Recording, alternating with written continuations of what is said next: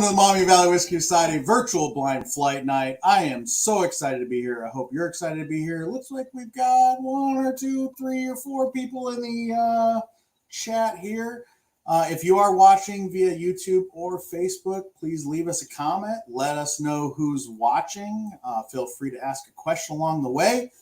Also, don't forget to hit that thumbs up button. It really does help us out for the Whiskey Society and the channel.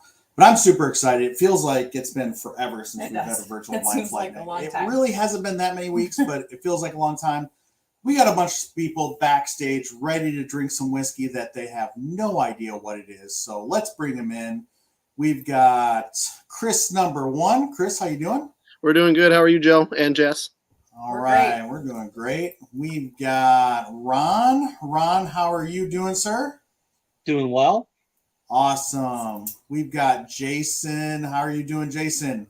Doing great. Ready to drink some whiskey. All right, sounds good. We got Will and Ryan. Fellas, how are you doing? Spectacular. Yeah. Nice. Awesome. We've got Landon. Hello, sir. Hello. All right, and we have Chris and Kyle. Chris, Kyle, how are you guys doing? Good. Doing really good, thank you. Awesome, perfect. Now, Chris, is this your first time on a virtual blind flight with us or second time? It's my first time on the virtual. First time. Awesome. So we'll Awesome. go through the rundown. Yeah, so Jason, I know you've been on with us before, but only a couple of times. And then, of course, we got 4 people watching in the chat. We have Jackie and Josh. Hey, guys, how's it going? Thanks for following along with us. Real quick, we will do a rundown of how this will go tonight. Tonight's theme is Who Day. Round 2. Round 2. Who Day, round 2. Super excited. Don is with us. Hey, Don. He says cheers. He couldn't make it, but happy to watch along. Awesome. So of course, most of us were all bourbon enthusiasts, and we love hunting down the hard to get stuff. But what really gets me excited is finding new distilleries that people haven't heard of that are doing some pretty cool stuff and introducing other people to them. So just like Jason Miller, he is actually an ambassador for Pursuit Spirits, which is super cool. Yep. We love Kenny and Ryan from the Bourbon Pursuit podcast. If you've never heard of them, please check out their podcast, wherever you get your podcast, and check out Pursuit Spirits. That's what we want to do. I want to highlight distilleries, people producing whiskey, people doing some blends that they've never heard of before, and have a good time learning new stuff. So we are going to taste through 6 samples. Hopefully everyone has them poured out. Chris and Kyle, if you don't have yours poured out yet, go ahead and pour out your 6 samples from your bottles. We are going to taste through each one at a time. After each tasting, we are going to give everybody here in the group an opportunity to give their tasting notes, what their first impression is of that whiskey. Once we have gone through all 6, we have everybody's first impressions. Then we're going to go back, do some side-by-side comparisons, more free form, kind of talk it out, and put them into ranking. Yes, Chris, what? I don't have enough glasses to pour out each sample, so are we going to start 1 through 6? Can we just do 1 through 6? Yeah. Okay. If you can find anything to put them in, because if you leave a little bit and able to go back and forth, that's fine. If not, that's okay too. Whatever you have available is good to go. All right. I'll go and collect a few more glasses, but we will absolutely at least do 1 glass, and we'll pour the first one. No problem. That'll work just fine. Whatever you got, we will be able to roll it. So the idea is we're going to get to the end of this tasting, and we are going to get everybody's individual rankings. That'll help us form a group ranking. And then once we put our group ranking, we'll let everybody know what we've been drinking and what distillery it's from and where you guys might be able to find this stuff. So I'm really excited about it. Any other questions? Any questions from anybody in the chat? All right. Well, I'll be monitoring the chat as we go along here. So without further ado, I know everybody wants to drink some whiskey, so let's get into it. We are going to pick up glass number 1. Glass number 1. we are going to nose and taste, and I should have our timer here. Here we go.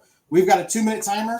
You're going to see the timer. We're going to hear some music, and you're going to spend 2 minutes with this whiskey, and then we will come back with your first impressions. So, cheers.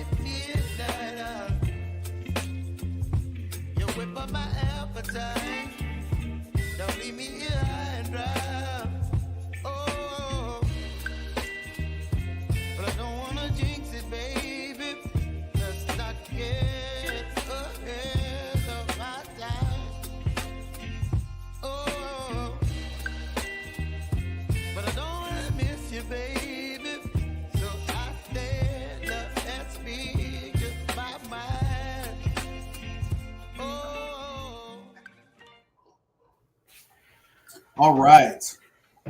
So I don't know how accurate my tasting notes are going to be tonight.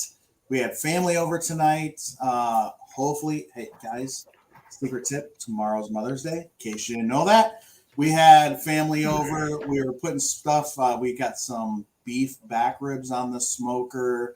We did some crab legs on the smoker, and I might have had 2 or 3 or 4 old fashions already. So. Feeling pretty good tonight so far. You're in good company.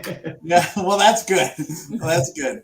But what we want to do is go around the room and get everybody a chance to give their tasting notes. Why don't we start at the top over here with Ron?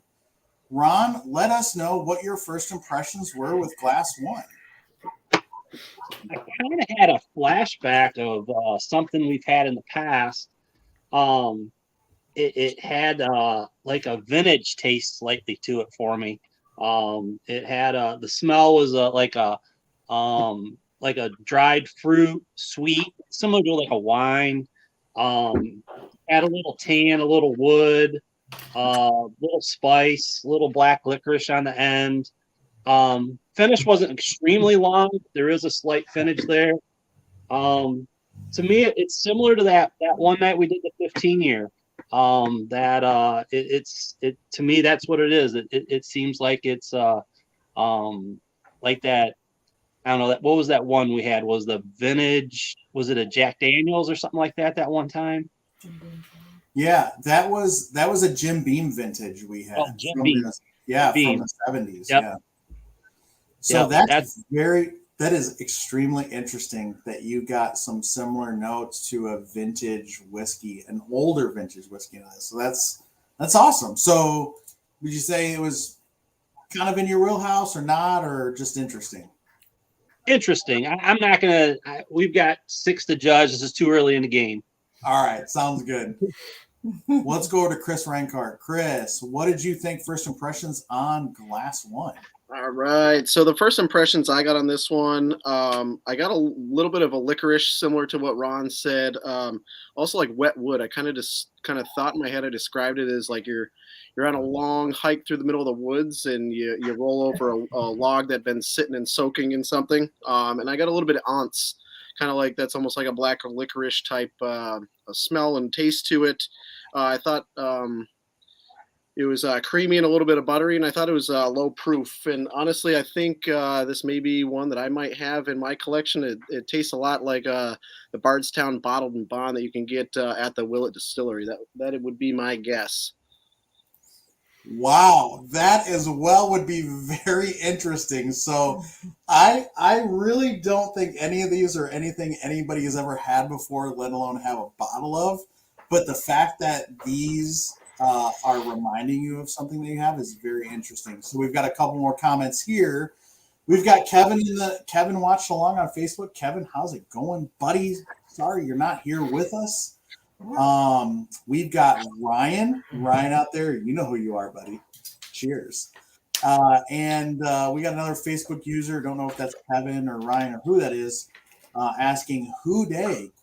So if anybody doesn't know, the theme of tonight is Who Day, and the whole point is distilleries that people probably have never heard of, let alone had before. So that's the theme. That's who they are. So you got to watch to the end to see who is in it. So let's go to Jason. Jason, let us know your first impressions on Glass One. Yeah, just as the other guys were talking about how it reminded me them of something. This reminded me of something I've had from Old 55 Distillery out of Indiana. With what they do with their sweet corn mash or whatever. I don't think it's that exact one, but I think it's their regular bourbon that they around that way with it. It's got almost a more a wet corn taste to it. So picking up the same note that the other guy was talking about was the wet corn, the wet wood or wet corn. And yeah, it reminds me of Old 55. Just that there's it was a little bit surprising on the finish of it. The smell, the taste initially was that it was going to be a lower proof, but then the finish on it just lingered for a little bit longer than I was expecting with it. So I guess that's the best going forward. Interesting. Very cool. All right. Yeah, I had some similar kind of notes. I was picking up that wet corn as kind of like a grainy green wood note. It was a little ethanol forward on the nose for me. Kind of that more green grain, green oak kind of note, but along with that, it had some sweetness. And what I really enjoyed, and it's why it's one of the pours in this type of a flight, is that it wasn't spiky, right? Like I didn't find that it was too jagged out in any one direction, which which smaller, newer, unknown craft distilleries can get, which I think was what turns people off from them. So, but we have Will and Ryan up next, and I know Will has some comments on this one. So, Will, what do you got for us, buddy? First thing that I noted is all six seem to have a more uniform color than the last series we had with Houdet. Okay. Aroma on this, just a generic spice, a little bit of vanilla and hot wood. Someone said wet wood, hot wet wood, whatever. I'm in that boat. Flavor, woody, a little bit of cherry, burnt sugar, white pepper, and I found the finish to be medium in length with kind of a sweet cream corn thing going on. Yeah, okay. Yeah. Ryan, how about you? Well, so for me, I'm perhaps a little out of the game. I haven't been doing as much bourbon tasting recently as probably the rest of you have. But so I sort of went into this assuming I was going to. So I'm a scientist by trade. I was like, I'm going to make number one sort of be middle of the road, but literally my only notes, and they've been sort of echoed by a lot of the others I said, very corn forward, oaky, and then as it was sort of lingering on my palate, I said licorice, and those have all been noted before. So as it stands right now, I'm sort of going to use this as my intro, and we'll see what's plus or minus from here. Okay. All right. Fair enough. Fair enough. Very interesting. Landon, let's go over to you, buddy. What did you think first impressions on glass one? Yeah, I was kind of with Ron with that wine and, that fruit on the nose. I noticed that it had some decent legs to it as well. I'm not sure if anyone noticed that. It had some decent legs when I switched it around my glass. On the palate, it was kind of that vintage word has been said again. I kind of got that again. It was kind of odd. Warm mouthfeel, kind of a longer finish with some cinnamon on the back end. But yeah, this one was definitely, I wrote down odd. This one's different. This one's not the normal bourbon, I would say, as much. Okay. All right. Very interesting. So a couple of people have mentioned a vintage. Somebody mentioned a mustiness. And I got that greenwood, and I honestly said youthful. I feel like it's Yeah. young. Like I would want it to stay in the barrel a little bit longer and pick up some of those like darker notes to it. So, I mean, I see kind of where you're coming with the vintage, but I wrote down youthful and young. Yeah. Well, you can have a vintage whiskey that is also young. So, but if anybody here in the room or anybody watching has never had a vintage whiskey before, first of all, you need to check out Revival Spirits and Vintage Bottle Shop in Covington, Kentucky. Brad Bonds down there runs that place. Awesome place. Vintage whiskey shop. They do tastings there. And you can try stuff from literally pre-prohibition up to the 40s, 50s, 60s, 70s, 80s. And vintage whiskey has this not off-putting, but this distinctive kind of musty note to it that I think some people are picking up on this of like that green wood, musty wood. I think Will said something about of a musty wood. And sometimes you find that in a lot of vintage whiskeys. So that's very cool that you guys are picking that up note here. But let's go to Chris and Kyle, right? Kyle, I think. All right, Chris and Kyle. Chris, what did you think first impressions on glass one? All right, you got Chris and Kyle here.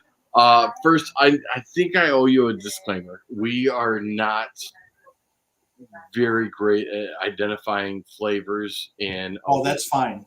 we love our whiskeys and bourbons. We drink them all the time. However, identifying the little notes is not our forte. So I have to say, I would agree with all the notes that everybody else gave. What I got most was that licorice that other people had talked about. And I apologize. There are dogs all over here. That's fine. But yeah, so for me, it was the licorice.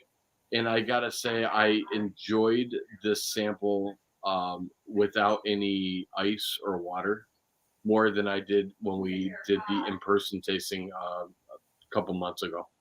Okay. Interesting. Kyle, what did you think about it? I could taste the woody, like the earthy flavors and the kind of generic spices that you guys have mentioned as well. It kind of tasted a little bit like a rye almost. I don't know if it was like you guys are talking the older, the vintage stuff, and that's why it had that flavor to me. Like it might have a, almost like a rye flavor, but yeah, that's what I taste. Like I said, I could taste the earthy and the spicy notes to it. And a little bit of a sweet smell. Okay. Very interesting. Well, I will say for you guys, don't worry about it at all. And for anybody watching who maybe have thought this seems kind of cool, maybe you might want to participate in a virtual blind flight night, but you're nervous about tasting notes and giving rankings, that's perfectly fine. It literally, if you just say you liked it or didn't like it, that's all good with us. Yeah. So we're open for everybody. You got to start somewhere, and the notes come as you drink and you start just doing it. So we're good. Yeah. Everybody at all experiences with whiskey, and just something as simple as you liked it or didn't like it is perfectly good for us. So the other thing we do at the end of each of these pours, we just do a simple thumb meter, a thumbs up, a sideways, or a thumbs down to kind of gauge how we're going through the night. So where are we at on this one? Okay, so pretty mixed. We got a few thumbs up. We got some sideways. I'm teetering. When I go back and nose this, I like it a little more, but we'll see how it goes. So now we will get into So the Facebook users. So this is probably Kevin here. Kevin says, "No worries, Chris and Kyle. Don't worry about the tasting notes. It is all good." We are going to go ahead and pick up glass 2. I'll bring up our timer. We'll spend 2 minutes with glass 2, and we will come back with your first impression. So, cheers.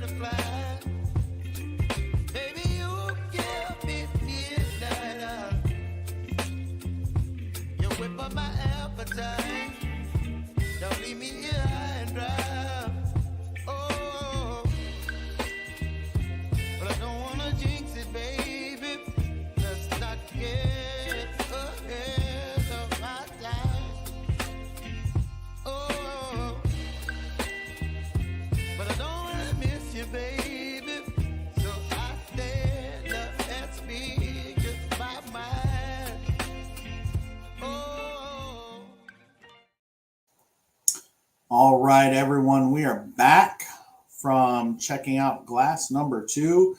And yeah, Kevin in the chat says, damn right, it's Kevin. All right, buddy. Hey, Kevin, I'm still disappointed you're not in this one, but it's okay. All right, we will go back through the room. We're going to start kind of in the middle from last time here. Let's start with Landon. Landon, let us know what you thought first impressions on glass 2. Yeah, this one looked lighter compared to the other 6, but the aroma, I couldn't really get much on the nose on this one. I tried, I couldn't get much on the palate. I got a little bit of honey, a little bit of wood. It's funny, Jess, I wrote young on this one compared to last one where I thought it was a lot older. This one's tasted kind of young, warm finish, but I wrote down not a lot of specific notes on this one. It's kind of, it's just kind of A to B, nothing else really to it. Okay. So that's really interesting because on the first one, I was getting some non-distinct kind of just young, green, musty wood notes with some sweetness. This one, I got very distinctive, like light fruit notes, like pears, apricot, peaches with some oak. And then some like spiciness, but very mild spiciness, right? Like a medium, kind of like you just opened your spice cabinet kind of deal. So that being terrible descriptors, let's go to Will, who has awesome descriptors. Well, what did you think about glass 2? So I smelled it and I thought I was absolutely going to hate it. I noted sour, funky, spoiled.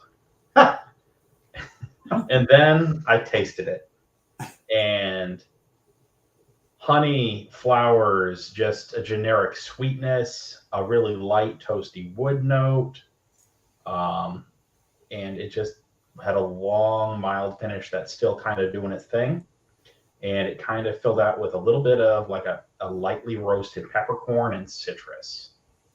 Yes, Jess mentioned honey, and I got honey with the fruit as well. Ryan, how about you? What did you get on glass two? So yeah, pretty similar. I also noted that the appearance was a little lighter in color, but from the flavor notes for me, what sort of struck me first was I wrote down pear, but then on a second taste, pear to me is like very floral flavored. So I was getting a lot of floral notes, sort of like a hibiscus. If you've ever had like a hibiscus iced tea, that was sort of where I was going. And then my last note was maybe something like a cardamom, which like a green cardamom is like a really floral herbaceous flavor, and that's sort of where I got it. I was surprised with how, I don't know, this would be like something I would sip, like on a hot afternoon just over a little bit of ice. Yeah. I mean, you can ask Will there. I discovered a whiskey cocktail that has hibiscus bitters as a part of the recipe, which It's I really the best cocktail there is. So, cool. Let's go over to Jason. Jason, what did you think first impressions on glass two? Yeah, I just as Will was saying, I got the sour spoiled milk almost like on the nose with it, which was kind of turning off at first, but then I got the floral with the hibiscus and the herbal notes on the taste there with it, and got, as Ryan said, the cardamom at the very end of it. But it had more of like a medium finish on it than the other one. So Okay. it's interesting. Yeah. So at first with that sour note, I was a little confused. And then after I just went back and smelled it, yeah, I can kind of see where you guys are. And it takes me more into that like hibiscus, floral, herbal kind of note. But I could see where, yeah, double blind, that would be like a sour note. Let's go down to Chris and Colin. Guys, what did Kyle, sorry. Chris and Kyle, didn't that what I said? No, you said Colin. Oh, my bad, buddy. That's okay, girl. Thank you. So for me, on the nose, I got sweet. I didn't get any of the sour milk. I'm not sure I understand that. But I don't know that I tasted hibiscus, but I don't even know what hibiscus tastes like. I felt like lavender. I told Kyle it's like I'm afraid to say it because I don't even know what lavender tastes like. But whatever I tasted made me feel lavender. Okay. Yeah. Kyle, what about you? The main thing I noticed was it smelled sweet. Like you guys mentioned, the honey, it just had a sweet smell. I thought throwing an ice cube in it made it way better. Oh, interesting. Okay. So that is actually something really good to know. That a little ice or a little bit of water changed it that much. Chris, for you, that was perfect. I know when I'm working with someone or doing a tasting with some newer people into whiskey or someone who wants to learn tasting notes, that mental image, how you said you didn't even really know what lavender tastes like, but when you drank it, you just got a picture of it in your mind. That's exactly it. That's exactly what you're looking for. Anybody, especially those of you who are watching, if you're smelling or drinking a whiskey and you want to spend a little more time and analyze it, that mental image, that's what you're looking for. And the experience that you're getting is what's right for you, because I'm going to get something different than she gets. And we're all going to get something different than Will gets. So. Well, and see, when I said honey, it's actually, I said like a fruit. I didn't specifically say pear, but when that came up, it kind of makes sense. But like it was drizzled in honey. Yeah. And so that's a little bit different. I mean, I didn't smell honey, but it's like, oh yeah, it's there. But yeah. Yeah. A lot of similar notes on that one. Chris, Rancor. Chris, what did you get on glass two? Well, it's funny, the power of persuasion. All I can smell is spoiled milk now. But on first couple of smells, all I got was like a perfume or like a potpourri type smell to it, is what I wrote down, and some green corn. I thought this one was young. Very corn forward with some light fruit. I didn't know what to put on it, but I liked what I think Ryan and also Jess said is like a light pear. Had a very mild spice on the finish that finished pretty kind of right down the middle of the road. On first smell, I probably wouldn't choose this as one of my favorites, but once I delved into it a little bit more, I would say that I may like this one a little bit more than number one. I'm sorry.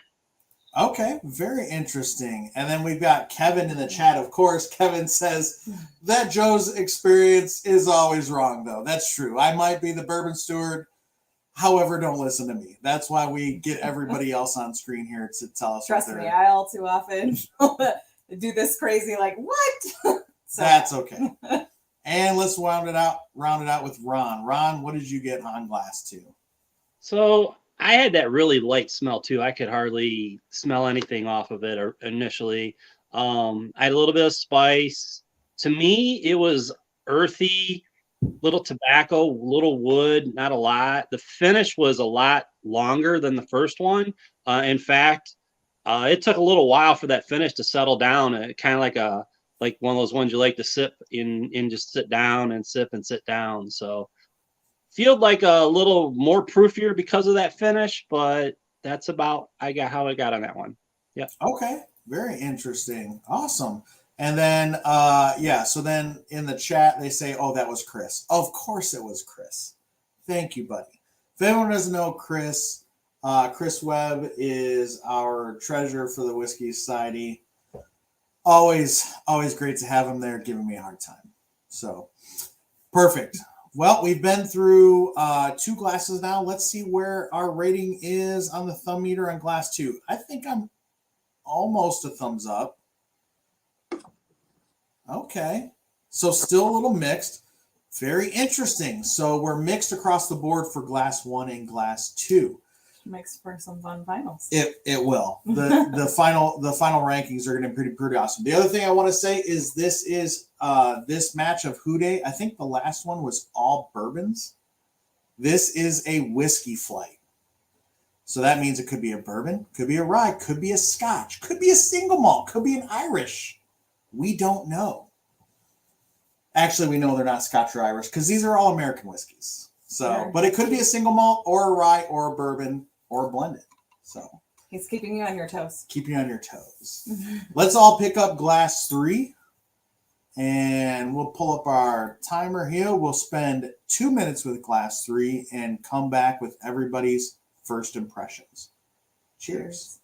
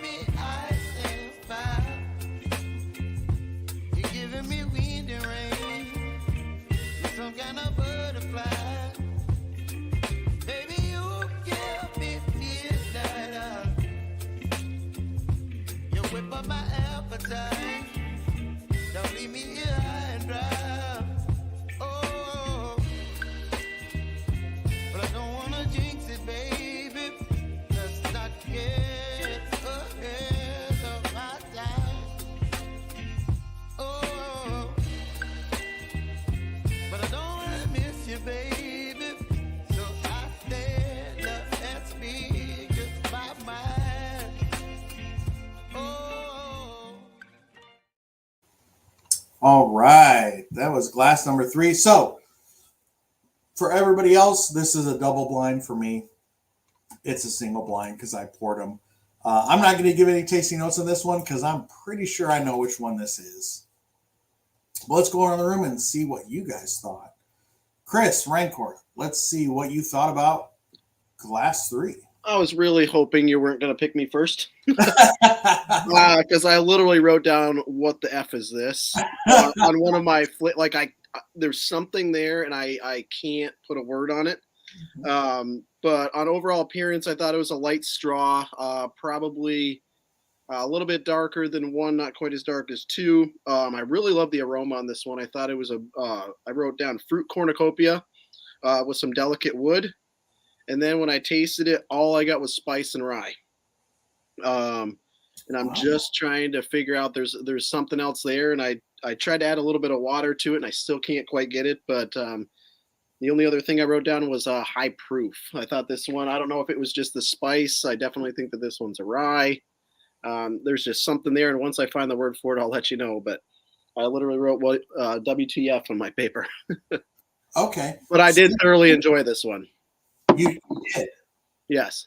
Okay. So that's interesting because Jess said she really enjoyed the nose, but not the palate. What did you have on? So I was picking up some like toasted brown sugar. I felt like it was the best nose so far. So it's quite like, I'm like, cool, this one should taste really well. Not so much. I thought the nose is definitely better than the palate. It's spicy. I'm with you there, Chris. I don't know if to me it's almost medicinal, and I just kind of off-putting a little bit. So I don't know. Okay. All right. So we got a couple more comments in the chat here. When is the Scotch flight from Tom? So interesting. Not opposed to that. Trying to get enough people excited for a Scotch flight is probably the hard thing. So again, we are the Whiskey Society, right? We primarily focus on American whiskey, but we're open to Scotches as well. So that'll be interesting. We'll keep that in mind. Another one, digging the music and the timer. Yeah, YouTube has some awesome music available, so that makes it a lot easier. Let's see. YouTube stream says suspended for policy violation. Oh man, what are you guys doing out there? Jeez. All right, we better move away from the chat. They're doing some crazy stuff out there, and go to Ron. Ron, give us your first impressions on Glass 3. I had a sweet on the nose, a slight citrus on the nose, but then as soon as I put it in, oh my gosh, it was like pepper, cinnamon, dark cherry, very spicy. I felt too that the proof on this is higher than the first two. Definitely, if I was to take a rough guess based on what my still sitting right here in my throat, I'd say this is about a 110 guess. Okay. Interesting. All right. So, well, we'll see. If you guys, that's another thing. If you guys want to write down any proof guesses, any mash bill guesses, any bottle or distillery guesses, that would be pretty fun and interesting when we get to it. Don just put on there, weird, just came back live. It's back up live. So, I don't know. I guess YouTube must have kicked us off for a second there and brought us back. So, that's weird. We must be upsetting somebody. Let's go to Jason. Jason, let's see what you thought about Glass 3. So I agreed with Jess saying that the nose was much better on this one, and that I got very sweet, almost candy-like on the nose, and with honey also too. But then on the taste, I got like tangerine, like clementine, with this citrus, and then a little bit of almond on the end of it. But yeah, I agree with everyone else saying it's a much higher proof, or higher proof than the others that we've had so far, and because it had just a much longer finish with it. So overall, good. All right, interesting. If it's like I said, I'm not going to give any notes because I think I know what it is, and some citrus notes kind of make sense to me. We'll move on to Will and Ryan. So yeah, Ryan, sort of similar to what other folks have said. You know, the words I wrote down. Number one, an aroma for me was cherry, and as that sort of settled on my palate, I sort of amended that to amaretto, sort of going with some of those almondy flavors. Other big ones, a little bit of leather, definitely rye forward for me, and then cinnamon. It definitely had a spice for me. Okay, very good. Will, what about you? What did you think? On the nose, it was a little just toasted, a little bit of char, butter.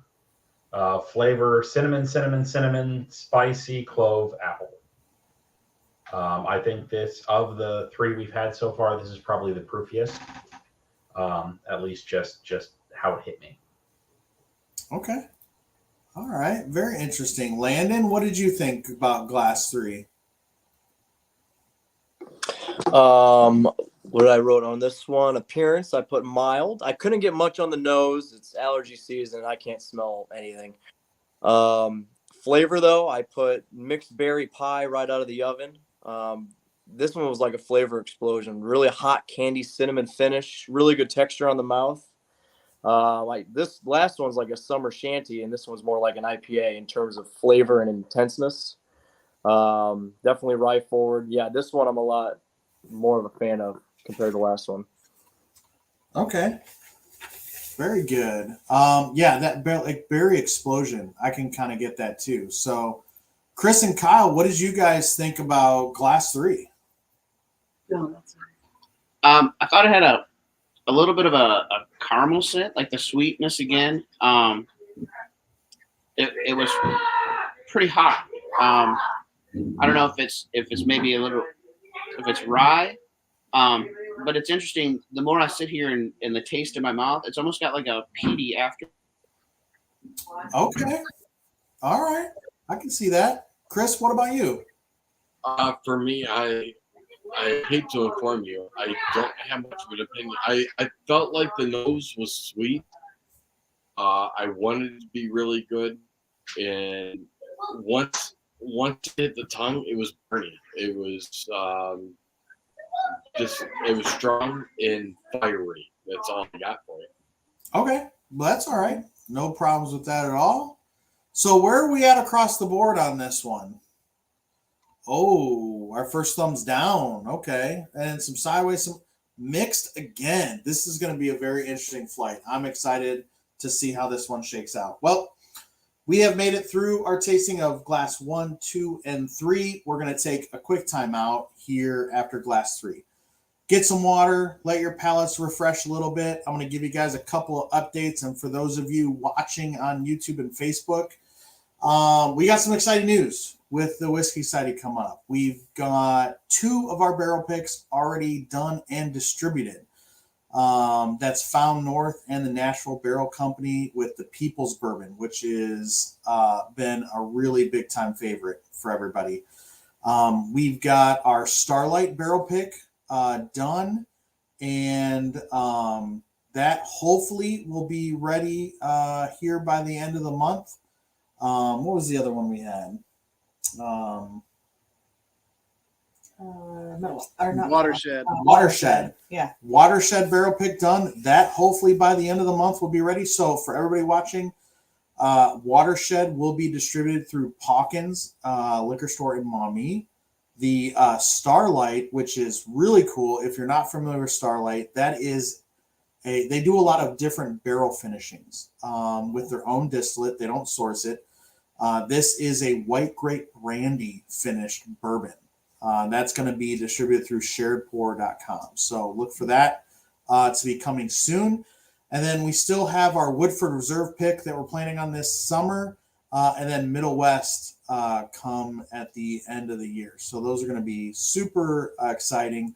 We do have our big Kentucky distillery trip in June.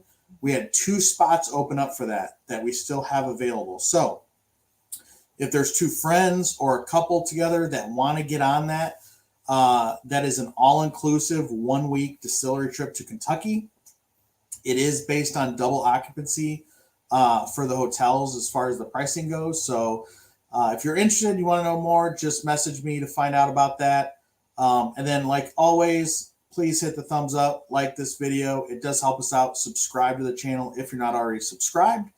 And check out MommiValleyWhiskey.com, where you can find out what's going on with the Whiskey Society, and then also get to our merch store and have cool shirts like this and like that, and like Jason's wearing, and like Landon's wearing. So awesome. Let's see. Can't wait. Let's see. Can't wait for the Watershed. Buying at least 4 bottles. Yeah. So the Watershed, that's Kevin. The Watershed pick was so awesome. Their own stuff is getting older, and it's our nostalgia pick. That was thanks to Will and some of his tasting notes, and then some flashbacks that I got from a kid going on road trips with the family and going to Cracker Barrel and getting those peach ring candies. A lot of peach, sweet peach candiness, mid palate, sweet oak finish. It's pretty fantastic. So It was delicious. it was really good. But enough of that stuff. Let's move on with our flight. Let's pick up glass number 4. We'll get our timer up here. We'll spend 2 minutes with glass 4 and come back with everybody's first impressions. Cheers.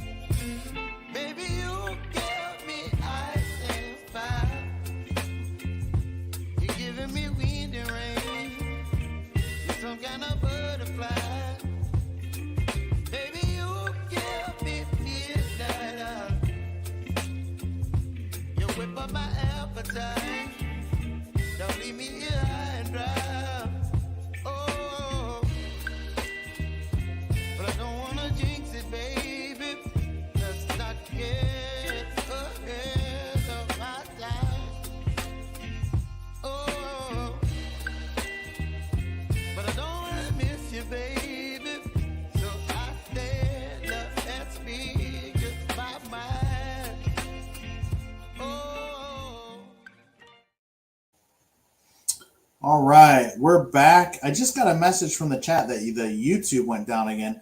Could be because of our music on our timer, which we get through YouTube, which is interesting because it is a free music without any, kind of royalties or any of that kind of stuff to mess with. So it's interesting that YouTube's down again, but it is still available through Facebook. So we'll see if the YouTube comes back up. But moving on, Glass 4, man, I really enjoyed Glass 4. So I really hope you guys did. Let's go right off the bat here to Chris and Kyle. Guys, what did you think about Glass? I hope you liked it as much as I liked it, because I liked it a lot. I thought it was good. It smelled very similar to the previous one, but I immediately, when I tasted it tasted fruity, almost cherry. It reminded me a little bit of like Red Stag, but not too cherry because I hate Red Stag because of the cherry. But I thought this was good. But yeah, I could definitely taste some fruitiness to it. Like I said, it almost cherryish. Okay, interesting. Chris, what about you? I'm with Kyle on this one. The nose to me was identical to our sample 3. I couldn't, when I sniffed it, I thought it was sample 3 again. but the flavor was certainly very different. I couldn't put my finger on it, and maybe the whiskey connoisseur can. I don't know the different flavors of flowers, but I certainly got flower. I definitely got more of a sweetness, a little bit of fruitiness, and delicious. It was really good. Yeah, you know, I'm with you on that. I don't know. It almost is like a not like a honey from a flower, but what you would imagine maybe like a polleny syrup or something would be from like a flower. There's a little floral notes, or maybe okay. I love honey. If you guys love who loves honey? I mean, I love real honey. Now, I don't know a lot about honey, but it's my understanding like earlier in the season or earlier in the year, the honey is a lot more delicate, a lot fruitier. Then as you go through the season, because of the season changes or bees or what they do or whatever, it gets a lot darker and heavier. And this to me would be like the front of the season, like really floral, very light. I don't know. Ryan looks like he knows what he's talking about. Well, I will say in regard to your honey thing, so it all has to do with like when the flowers are young, particularly in the spring, there's a lot more moisture because we just get a lot of rain. So think about like concentration, right? You know, in the fall when there's less moisture, flavors are more condensed.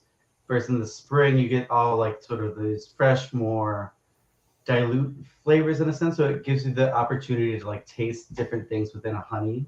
Anyway, well, that makes sense to me. Yeah. Anyway, with this bourbon, the nose for me, I thought it was going to be one way. So I wrote down sort of cedar and tobacco on the nose. But then when I tasted it, my notes were cotton candy and honeydew melon. So it was a big surprise for me. Yes. Okay, hang on. Ryan, I just got to say. So Chris, Kyle, you were trying to identify, is cotton candy what you were thinking? Because I'm going back and smelling and tasting. I can smell some cotton candy. That could be it. I personally, I'm not sure that it's cotton candy. It could be, I don't know. Sweetness. I'm not sure. Whatever it is, I like it. Well, cotton candy's not a bad nose. Yeah. No. Whatever it is, I like it. And I love the flavor of it, but I couldn't put my finger on cotton candy. I don't know. I like that one. So we'll roll with that until Will tells us we're wrong. So let's go to Will. It might be cotton candy to you. All right, let's hear it. So on the nose, I got a really big medicinal hit up front: dragon fruit, passion fruit, flavor, raisins, like rose syrup baklava, and like the generic fruit flavor you get from fruited candies like Runts. Oh, right. And then the flavor was long, woody, and warming. Okay. All right, here we go. So I was going down the cotton candy lane. I was listening to Ryan, then listening to Will. Everybody pick up glass 4 again. Give it a smell. Who's old enough to have had the Big League Chew gum out of the packet, and it's real powdery? Powder, little shreds. Powder, that's the nose I'm getting on this. That powder sweetness from the Big League Chew gum. Right? All right. Well, again, I'm dumb. Let's see what Jason says. Okay. Yeah, I got a little bit of maltiness with it. More like it's not. I wouldn't say like a single malt, but it's a higher malt on it. Okay. So that drying, kind of like you're saying, the powdered on the powdered bubblegum with Big League Chew and everything like that. Almost that drying note on the side of it, but not like alcohol drying, right? Yeah. And then on a slight hint of peat on the very back end of it, and but I got amaretto on that too. So malty, herbally, clove, and flower. Those were some of those notes that I had, but it's a little bit longer on the finish than some of the other ones. So okay, it'll be good. Very good. All right, let's go over to Landon. Landon, what did you think about Glass 4? Yeah, this one was pretty good. I wrote down on the nose cherry, and then I wrote down the bubble gum with the big lead chew. I was picking up a little bit of that. Flavor, I kind of got some creaminess, some raisin, but then moving towards the finish, it definitely turned into that herbalish, kind of floral on the finish there. But this one was pretty good. Someone said honeydew melon, and I relate to that one as well. This one was like a lick your lips kind of pour. I like this one. Okay. Yeah, I get that too. And you know what's interesting with all of these, with the theme Who Day, right? We'll just say like all these are kind of obscure, younger, newer craft distilleries, and getting that herbal kind of finish note is very classic with some of these, right? Because they're going to be younger, they're not going to be as high capacity, they're not going to probably have their distillation process dialed in as well as the big distilleries. They're going to be using whatever yeast they have available. They're going to be younger, so it's not uncommon common to have some of these notes. But I see a positive trend with some of the notes going through with some of these, so that encourages me. Well, let's go to Ron. What did you think about Glass 4? On the nose, it was like a sweet, floral, similar to like a perfume to me. I had the grassy, herbal, woody finish that I was getting in it. Had a very long finish. Oh my gosh, it had a long finish. It's still sitting there. I don't think it was as proofy. Just had that finish. I don't think it was as harsh as a proof as I thought the one previous. But it just had a very long finish. Okay, very good. And let's go to Chris. What did you think about Glass 4?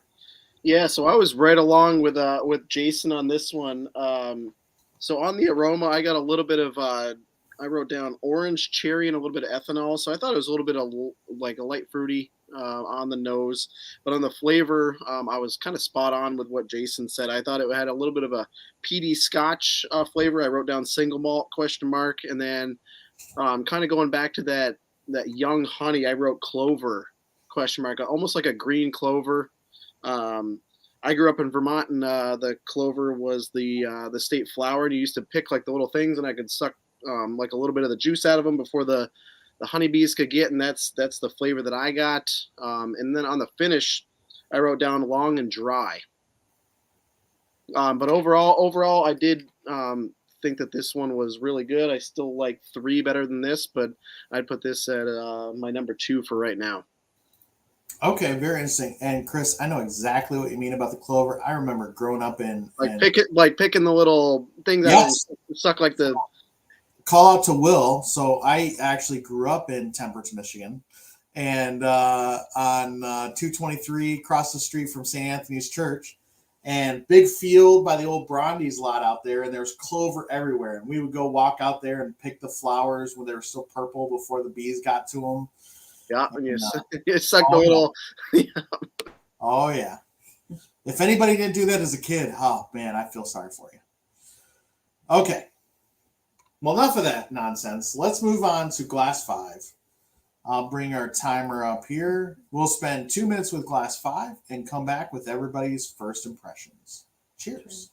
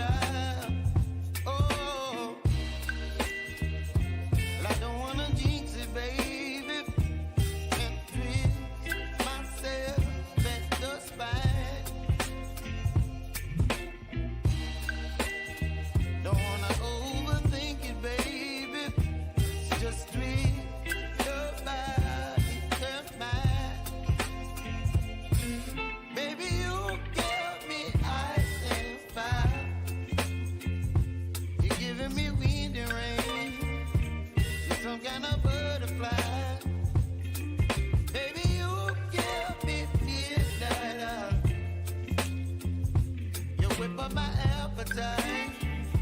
Don't leave me here high and dry. Oh, but I don't wanna jinx it, baby. Let's not get ahead of my time. Oh, but I don't wanna miss you, baby. So I stand up and speak just my mind. Oh. All right, we're back from 5, and I got another comment in the chat here. Got to be the song. It suspends it on YouTube every time. So I'm going to have to check into that because we are authorized. We are not stealing from anybody. We're not trying to steal from anybody. We are authorized to use that song, so it's strange that YouTube keeps on kicking us out since we got that from YouTube. We'll figure that out later. I don't know about you guys, but I liked Glass 5. I was getting some green cornstalk on the nose, which initially turned me off, but then on the palate I got some like banana bread and then green banana peels with some sweetness and some slight oak. So I kind of enjoyed that, but let's see. Let's go through the middle here. Let's see what Jason's thought. Jason, what did you think about Glass 5? Yeah, so on the nose, I got a little bit of like a cedar pine, but very light pine, not like pine sol. That would be way overpowering. But this was just like a hint of like pine needles, like you're walking through a forest and you smell the pine needles and a little bit of hibiscus there. But I did, as you said, the green banana peel. I got that. I was trying to identify what that was, but it was that drying on the palate when I took my sip. It was like that. There's a drying note. It's almost like a taste if you bite into a green banana, and that's kind of like that note that I got there. But it was sweeter than some of the other ones we've had, and I got honey and clover on it also. So okay, yeah, definitely like a sweet green banana is what I would think. Now, unlike you, when you're walking through the woods and smell the pine needles, I'm going through the woods because I hit my golf ball there. So that's why I was in the woods and the pines. Let's go to Will and Ryan. Ryan, what did you guys think about Glass 5? So of the 5 or 6, it's the second darkest for me. My aroma was an overwhelming hit of overripe red delicious apple peels. So like that tannic, like, I don't know. Yes. Smell. Yes. With a weird sweetness to it. Flavor, Applejack, Jolly Ranchers, Red Hot Candies, licorice, tobacco. And I labeled the finish as long clove numbing. Okay. Well, so it's so funny when things like sort of get regurgitated. So like sort of as Jason mentioned, like my aroma, I literally wrote damp forest. Is sort of what my first thought was.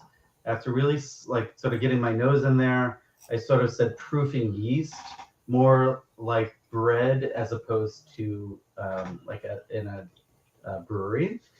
And then as far as like other tasting notes, some spice with sort of cinnamony notes, and then something going back to that forest thing. I wrote spruce, so something that's a little bit piney for me.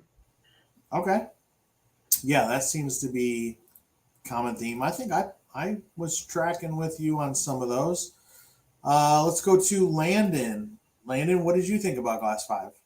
Yeah, this one was interesting. Aroma, I put freshly bloomed flower and grass, and the flavor, pretty much I literally ate a flower. I wrote that.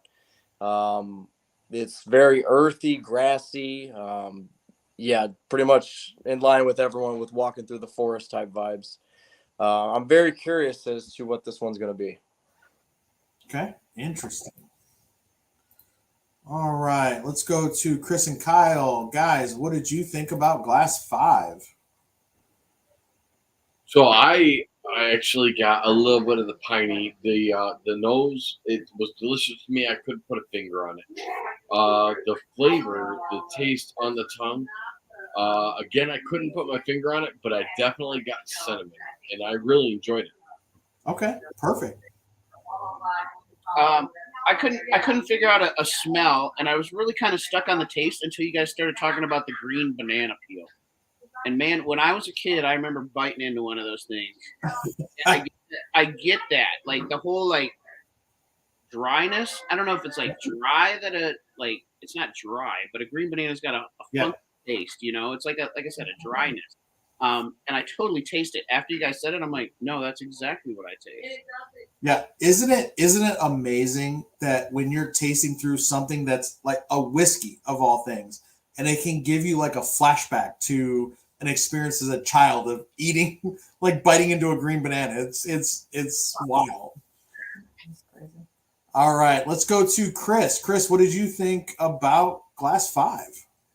Yeah, so I wrote down that this one was medicinal, young wine, and spice on the smell and the aroma. Flavors, all I wrote down was classic, corn, and wood. And then once I've been sipping this as like everybody else has been talking, I do get a little bit more of the pine, but I thought this was like a run of the mill, almost like the standard Buffalo Trace of whatever distillery, whatever product this may be. I thought that this was just what everything should be. I like this as everyday sipper, not nothing you're not gonna sit down and relax with. This is your normal everyday barbecue after you mow the lawn. This is just something you can pour every single day. Well, that's pretty awesome. Considering of what I know, all of the bottles that are in this, I think the owners of that distillery would be absolutely thrilled with those comments. That would be an everyday sipper. So that's pretty cool. Let's go to Ron. What did you think about Glass 5? I had a little herbal on the smell. Taste wise was the botanical, wood, a little spice. I think it's real young. I think it's a low proof. It was an easy drink. Definitely, like you said, it was something that you could sit down and come home and it'd be like almost like a daily drinker. But yeah, it was good. I got a thumbs up on this one. Okay, perfect. Well, that does lead us right into our thumb ranking. I'm actually a thumbs up on this one too. Where are we at across the board? Mixed again. Okay. This is going to be very interesting. I think we're going to have a really tight race on these. So go ahead and we're going to do something a little different. I'm not going to bring up the timer. We're going to for some reason YouTube, I guess, is cutting us off. So we're not going to bring up the timer again. But we're going to spend a little bit of time with Glass 6. And then we'll come back with everybody's first impressions. So if you want to have some reaction to it, go ahead and mute yourself, and we'll come back in 2 minutes for Glass 6.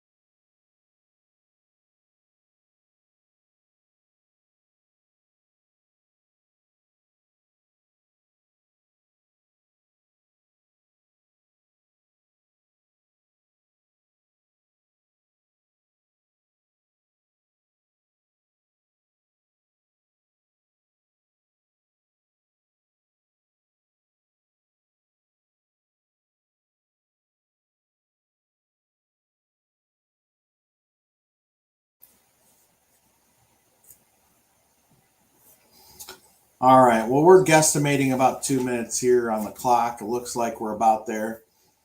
This one for me was very interesting.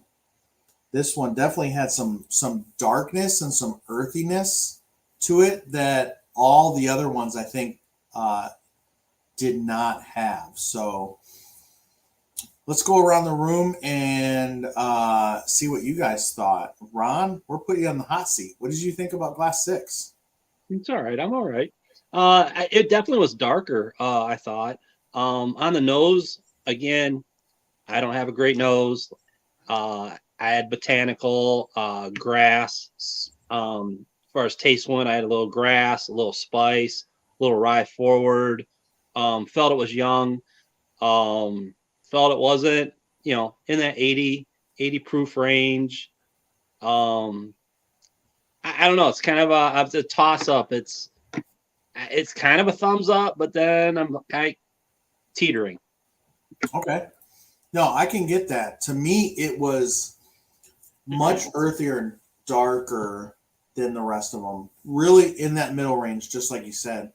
But I got some of those, like just mentioned raisins. But then once you mentioned raisins, then I'm thinking raisins and plums and like dried plums or prunes, I guess. I don't know. Something along those lines. But Chris Rancor, what did you think Glass 6?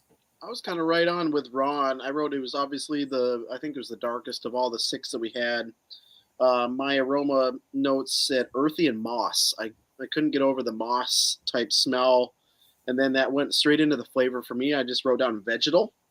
Not sure what I meant by that other than what I did. And I thought the finish was super quick. I literally wrote gone with an arrow pointing to the right. Like I thought this was, once it was down the hatch, it was gone. Yeah, no, I agree with you. I think the finish on this one was pretty quick. Let's go to Landon. What did you think about Glass 6? Yeah, this one is interesting. It's on the nose. I kind of got like burnt wood, and then it was kind of like char, soggy, sour campfire with some leather, short finish. I don't know. This one's odd. Yeah, I mean, this is a really interesting mix of 6. But yeah, this one is weird to me. Okay, yeah, I'm right there with you. It's weird. Don't tell me this is that New Riff barbecue again. Oh, it's definitely not the New Riff barbecue. It's unfortunate. He keeps trying to find one that's similar to it. I do. I need that bottle. Here, it's really sad. Last weekend, I was with Barrels for Hope organization I'm with is a barrel picking group. Some of you may have known about it. Some of you are members. And we were down at Maker's Mark doing a barrel pick. We were doing a bottle share at the hotel, and we finished that bottle. The barbecue New Riff bottle is no more. So I know. Oh, it's sad. It's sad. All right, let's get back to Glass 6. Will, Ryan, what did you guys think about Glass 6? Go ahead. Okay, I mean, I won't save it for the thumbs, but this was not my favorite. The words I chose. The first I said mushroom ? Then I said musty savory, followed by smoky, and then low ABV. That were my notes. Okay. Yep. So for me, I noted it was the darkest. It clung to the glass the longest of all the 6. On the aroma, I got a little bit of like pepper, but not like peppercorn, like peppers. Solventy, burnt wood. Flavor, it was kind of mild at first, then it yielded kind of a potpourri. Fondant almonds, coriander, savory, and then treacle, like super raw molasses. And the finish was short, and I would totally nail this as an 80 proof product. Okay, very interesting. So I don't know exactly, but I'm pretty sure nothing in this flight is below 90 proof. I'm pretty sure. We're gonna check that obviously when we reveal them, but I'm pretty sure. That's interesting that you say that though. But I agree. Jason, what did you think about Glass 6? I got barbecue chicken right on the nose of this. So in my hometown, the Moose Lodge always did barbecue chicken, and it was the home. And then when I went on to the taste on it, it was on the it was like Sweet Baby Ray's barbecue sauce. I just reinforced that with some char.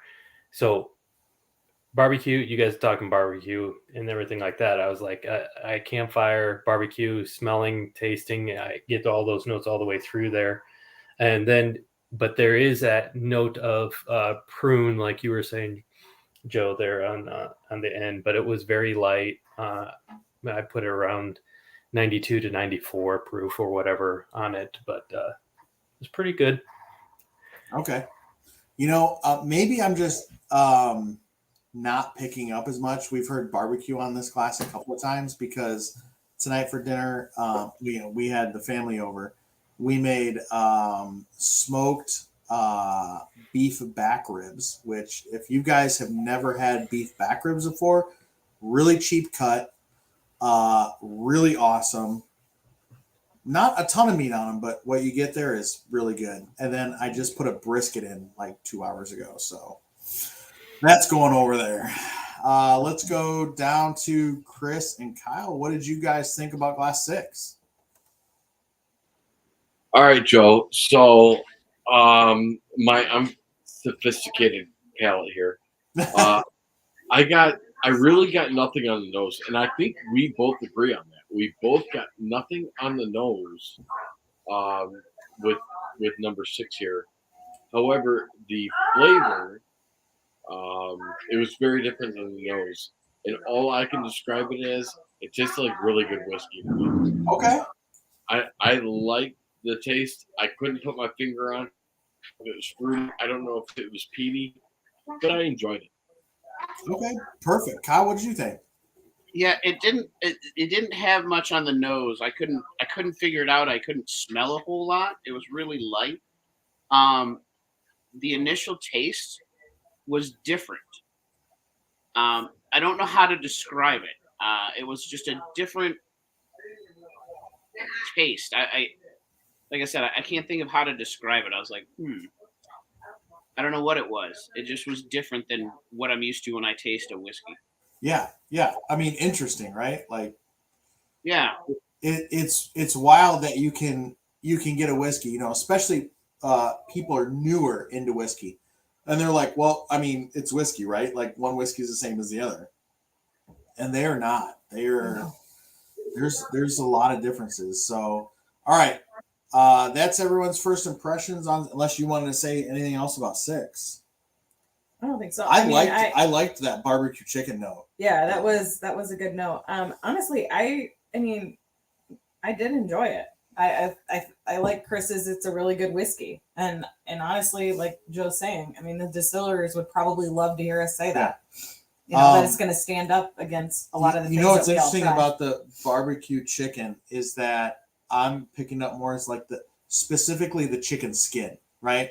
Like that little bit of fatty layer underneath the skin that's starting to crisp up in the smoker. That's kind of what the picture I'm getting. So, all right. So where are we at on our very official thumb meter? Whoa, couple thumbs down, some sideways. Okay. So we've been completely mixed. Across the board here. So what we're going to do now, we've tasted through all 6. We've gotten everybody's first impressions. Hopefully you're starting to kind of work out what whiskey is your front runners, what you don't like. What we're going to do is go back, smell through them, taste side by side. Go ahead and unmute yourself, talk it out with everybody, and work on coming up with a final ranking. So I'm definitely going to go back. Yeah, the nose on 1 just still isn't doing it for me. 2's not bad. Is there a nose that's really sticking out to anybody that you really love? 3? Yeah. I got this much left, and I'm going to savor whatever that is. Okay. Okay. That. Ooh, 5. I just went back to 5. You know, 5 is like five's like an Amish woodworking shop or something.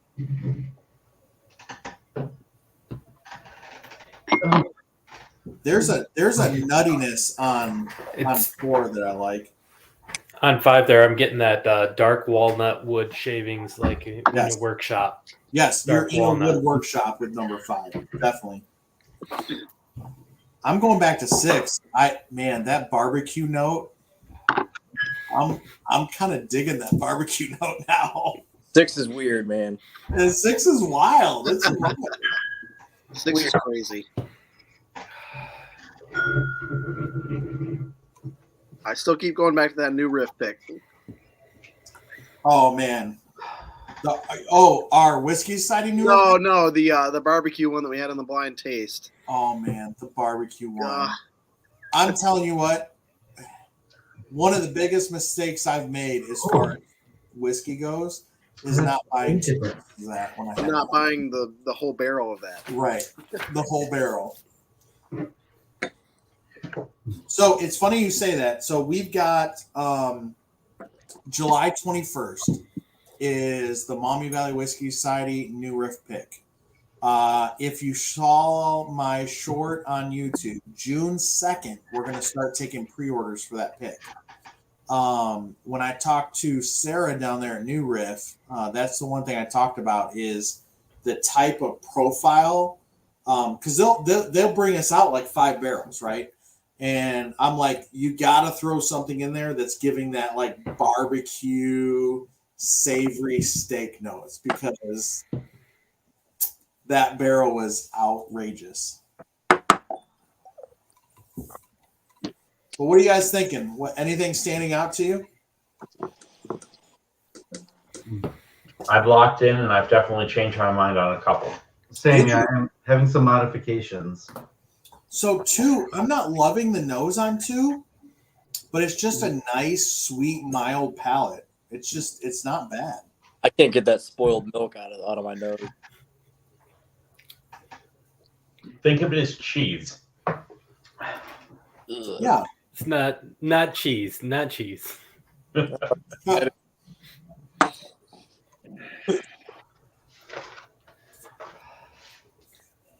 Wow, I'm sticking by 3. like Where's my fans of 3? Who's a fan of 3? 3 is probably my number 2. I think is where I'm going to put that. It's up there. 3 has maybe not. a really nice depth to it. Chris, you like 2? Chris Wilson, you like? Kyle, you like 2 too? I mean, 2 has a nice, just sweet, mild palate that I think is very pleasant. I think 3 had the best mouthfeel for me. 2 might be the best for the sophisticated palate because it was no question. We both loved 2. We revisited it and we really enjoyed it. I mean, I like 2 as well. I really do. I really like 2. We were opposite sides of the page on 6. I thought 6 was the worst, and he thought 6 was the second best. Yeah, I really. Even though we both like 2 equally. Yeah. So I don't. Yeah, I'm torn on 6 because I like that barbecue note. I don't think overall it's great, but I'm really liking that barbecue note on it. And that may be that unique flavor that I'm trying to pinpoint that I'm getting right off the bat. Yeah. I was going to say 3 got better the second time around. Like it definitely moved up in my rankings. We're gonna get 3. I was going to say they got 3 a little bit more. I think I've got mine. So who's locked in? Let's see who we got. We got Will, Ron, Landon, Chris. Okay. All right. Well, it looks like we're pretty well in. So we're gonna talk about how we're gonna do this here. Okay. So what we're gonna do is we're gonna go one by one through everybody, and you're gonna give us by glass number what your favorite to your least favorite is. So I'll go first so we can see here. So I think my favorite is 4. My least favorite is 5. So I'm going to go 4, 3, 6, 2, 1, 5. Okay. 4, 3, 6, 2, 1, 5. Favorite to least favorite. So we'll go around the room and do the same thing. So Chris Rancourt, give us your favorite to least favorite. So I have 3, 6, 5, 4, 1, 2. Okay. Next, Ron, give us yours. 5, 3, 6, 1, 4, 2. All right, Landon, go ahead. 3, 4, 1, 5, 2, 6. All right, and we'll go with Ryan. 2, 5, 3, 4, 1, 6. Okay, Will. 3, 5, 2, 1, 6, 4. Okay, Jason. 3, 6, 5, 4, 2, 1. Almost with you, Chris. All right, let's do Kyle. 2, 4, 1, 3, 5, 6. All right, and Chris Wilson. All right, so I'm 2, 6, 5, 3, 4, 1. All right, do you want to give everybody yours? Yeah, I'm 4, 3, 2, 5, or 6, 5, 1. Yeah, so I thought we would be all across the board, and we kind of are all across the board. So, how we score this, it's like golf scoring. So, if the whiskey you put in first place will get 1 point, the whiskey you put in last place will get 6 points. The lowest points overall win. So, go ahead and enjoy the rest of your samples if you've got any left. Talk amongst yourselves. I'm going to add up the scores and be right back with you. I think this might have been the most scattershot scoring method we've had on one of these to date. I was going to Yeah, I say, think yeah. if you were to like It's run been like a while a, since I've been on one. I can agree with that 100%. Yeah, I think usually if you were to you'll run have like a a few people that are statistical very regression, similar, you would see but it's no not- trends. Is my guess.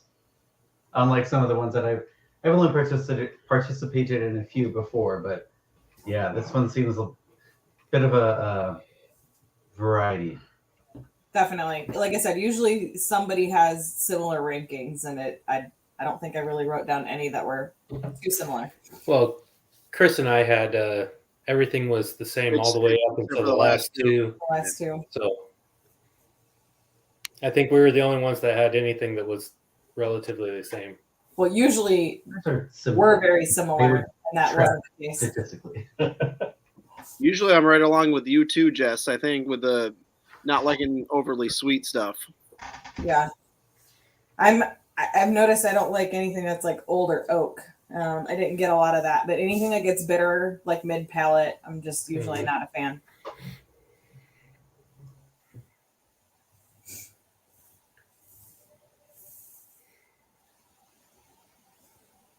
Well, I guess if you can't find the barbecue one, Chris, maybe you need to be searching for number 6. Yeah. I know that I've reached out in a Cincinnati group that I'm in on Facebook, tried to find that barbecue one, and nobody responded to it. And that was way back when we had that blind tasting, probably 6 months ago. Yeah, that one's an interesting one. And honestly, every time, like when we put it in, both of us were like, "Yep, we know which one this is." Yeah. General question for those of us doing the tasting. After all of your notes are done, do you have a particular order that you like to finish what's left over? Do you go from like best to worst, worst to best, just a hodgepodge? Personally, I usually go worst to best.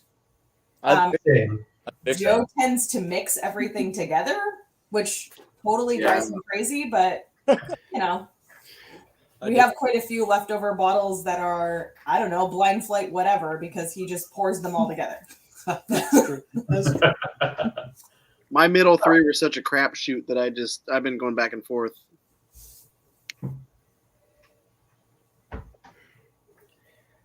I still am getting on that number one there. I'm still getting the same nose that I got when I tasted the old 55 out of Indiana. It is I reassuring still when get you. the old Bardstown out of that one too. Yeah, I wrote And down some of those notes because I'm interested to see kind of how these shake out and like what, if it is something similar to what you guys thought.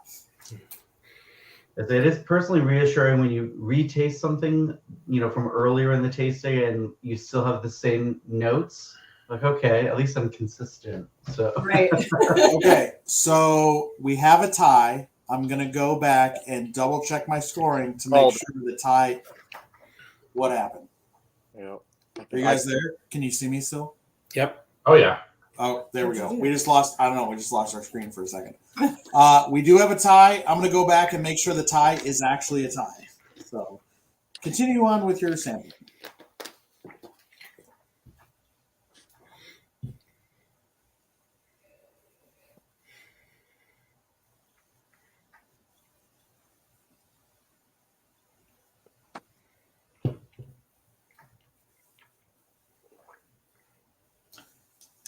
Yep, the tie is actually a tie.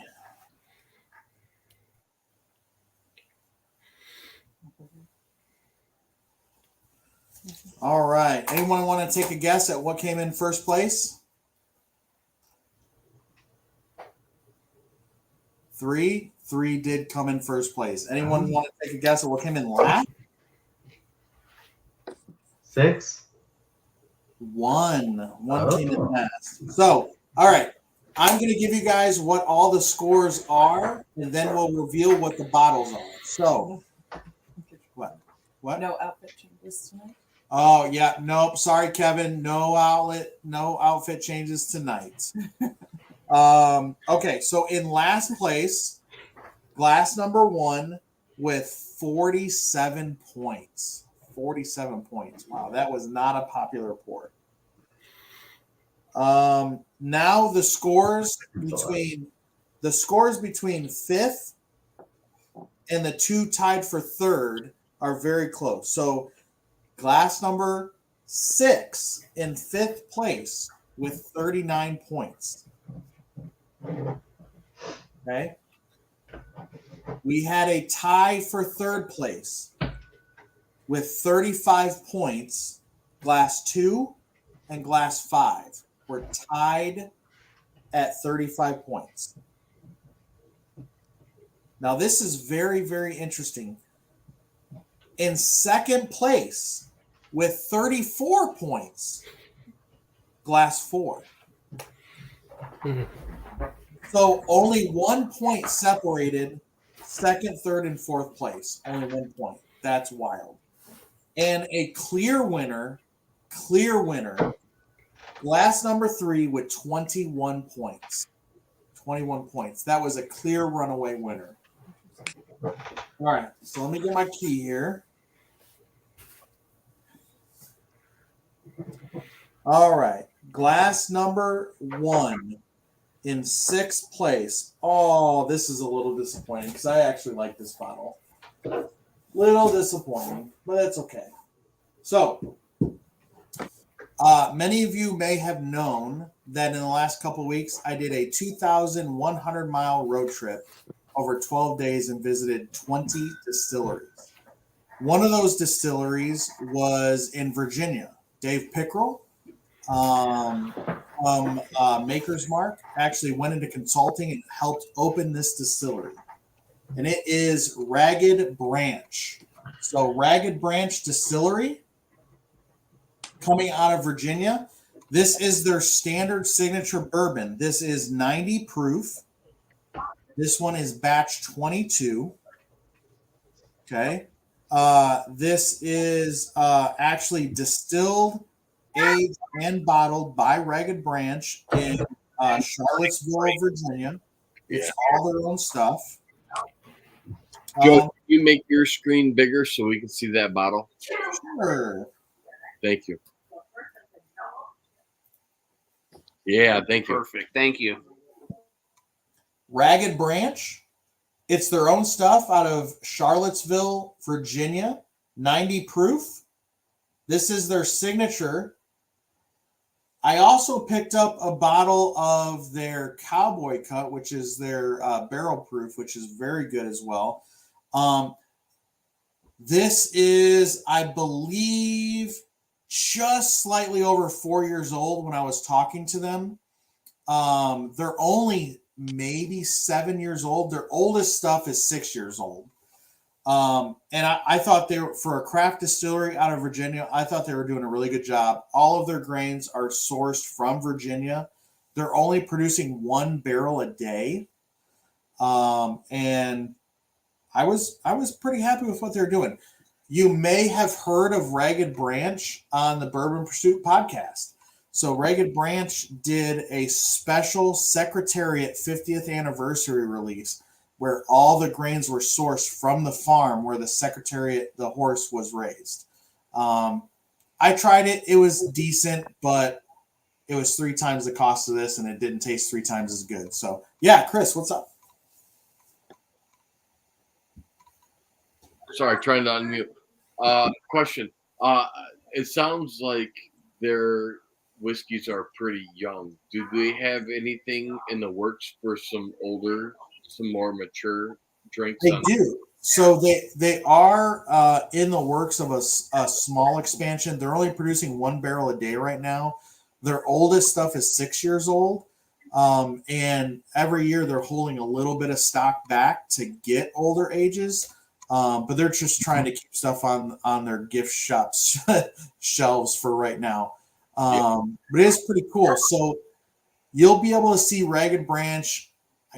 It'll probably be in part 2 of the video series that I'm releasing on the Bourbon Steward YouTube channel. So if you want to check that out, I released part 1 a couple days ago. Yeah, I didn't get to go to that one, but I heard about it. We actually met a couple at Sagamore Spirits, and they were telling him about it. So he kind of added it to the list partway through. Yeah, so really excited about a young distillery and what they're doing. Cool stuff. If you get a chance to check them out. All right, so that was glass 1. Glass 6 in 5th place with 39 points was... Oh, where is it? Here it is. It is Same Old Moses. Let me get the screen up here. Same Old Moses. This is 100 proof, small batch. This is a double barreled. And this is out of Oklahoma. So this is a 4-year-old double barrel. They are sourcing their whiskey from another Oklahoma distillery. I'm not sure where it came from. And then they're finishing it. They're double barreling it at Wander Folk Spirits in Guthrie, Oklahoma. I got this when I was in Oklahoma City. And it's 100 proof, and it's a double barrel. Same Old Moses. Interesting. So it was actually a little while ago. I was in Oklahoma. I was saving this bottle for something, and I thought it was pretty decent. It is listed as a straight bourbon whiskey. It is a 4-grain too. So not only is it double oaked, it's a 4-grain. Yeah, Chris. I'm sorry to keep asking questions. No problem. But I know what single barrel is. I know what blended is. What does double barrel mean? Oh, that's a great question. So a double barrel means a distillery will distill, they'll age their product to where they would normally release it, but then they'll take it out of that original barrel and put it into another new charred oak barrel and then age it again in a second barrel. And that's what a double barreling. And there's not a legal definition to double barreling, but the industry standard is that it's going to go into another new charred oak barrel, not a used one. So that's where your double barrel. So your Elijah Craig toasted, your Woodford double oak, stuff like that. Those are all going to go into another new charred barrel. So they age in one barrel and then they move it to another charred barrel. Yep. And then age it. Usually industry standard anywhere from 3 months up to a year in that second barrel. So Okay. they don't tell you on the label here, but that's pretty typical. As So opposed to a barrel finish where it's going to go into a barrel that had previously held something else. yes. So again, there's no legal definition, unfortunately, which if anybody follows Fred Minnick or listen to his YouTube, he gets a lot of heartburn over this because there is no legal definition, and some distilleries can kind of do some stuff they probably shouldn't. But the industry standard is if it says double barreled or toasted finish, it is another new barrel. And if it says finished in such and such barrel, then that's usually a used barrel that it's going into. Okay. Do we have any idea how long it aged in the original barrel? So I'm guessing, it doesn't say on the label, but just from my know about the industry, I would say it was probably a 2 to 3 year old whiskey that they bought and then dumped into their own barrel because they are giving it a 4-year age statement. And I imagine that means they got it younger than that and then put it in another barrel to age for another year or two. Okay. Thank you. That's typically what would happen. I'm guessing that explains the reason it was darker as well, probably. Yes, a double barreling or a toasted barreling will definitely give you a darker whiskey. 100%. So, like New Holland, would that be a barrel finish, like their New Holland's beer barrel bourbon? Yes, that's a barrel finish. Okay, Yep. Thank you. Yep, no problem. All right, so that was Glass 6, 5th place. Now we have a tie between Glass 2 and Glass 5. So I'll just grab Glass 2.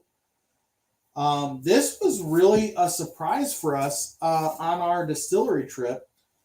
Our very first stop when Jess and I went on a 2,000-mile distillery trip. This is on the part 1 video. If you check it out on the Bourbon Steward YouTube channel, we went to Three Rivers Distilling. This is in Fort Wayne, Indiana. Here, I'll bring it up large here. Not too far away. Let's click the right button here. Three Rivers Distilling. This is their Franklin B. Rye whiskey. This is number 2 or number 5? This is glass number 2. Okay, cool. This is, I believe this is, so this is 95 proof. And I'm pretty sure this is their 100% rye whiskey. It is batch number 23. And get this. Okay. I want to see everyone's reaction to here. This rye whiskey, glass number 2, is only 15 months old. Yeah. Oh, okay. This is only 15 months old in the barrel. That, to me, shocked me. It was that young. I wrote young down in mine, but that still shocks me. Yes. Three Rivers, Fort Wayne, Indiana. They're only like an hour and 20 minutes away from here. And beautiful facility. Beautiful facility. Really impressed with the folks there. Their whiskey, although they're small and new and it was young, it had great potential. And to have a 15-month-old rye whiskey taste this good, because it did taste good, just blew my mind. I couldn't believe what they were doing. And I'm really looking forward to seeing what their stuff is once it gets, 3, 4, 5 years old and older. They really know what they're doing. So if you had any interest in Glass 2, which I know Chris and Kyle and some of you, Ryan like Glass 2, that's a 15-month-old rye whiskey from Three Rivers in Fort Wayne, Indiana. You need to check them out. Yeah, it was delicious. Thank you. What was the proof on that, Joe? It was 95 proof. 95? Thank you. Yep, 95 proof.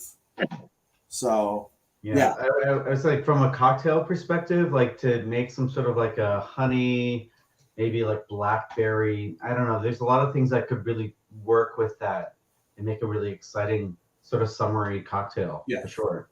So this was part of their artisanal series. So they had their standard bourbon and rye, and then they had their artisanal series, which was kind of like their experiments. And we bought a couple of those. And then they also have their own moonshine, and they have a couple other like flavored stuff and liqueurs.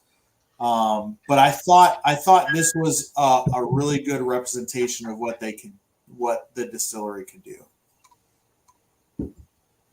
All right, so that was glass 2, tied for third.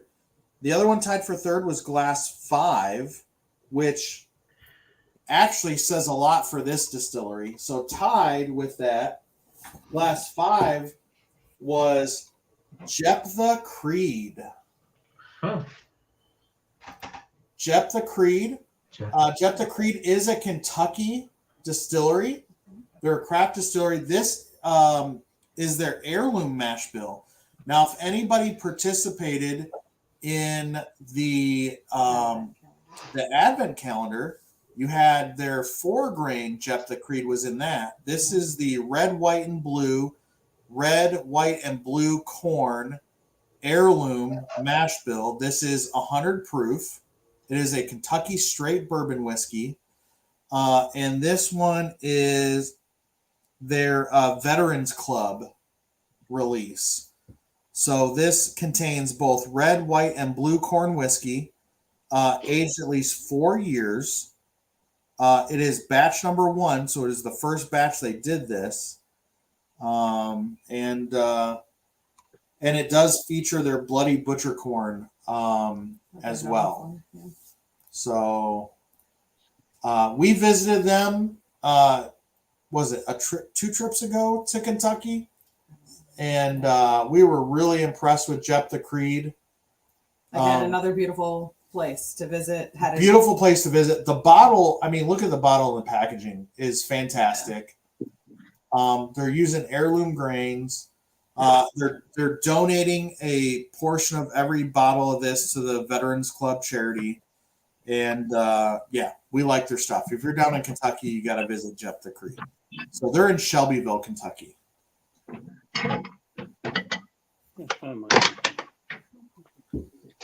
All right. Is that next to Springfield by chance?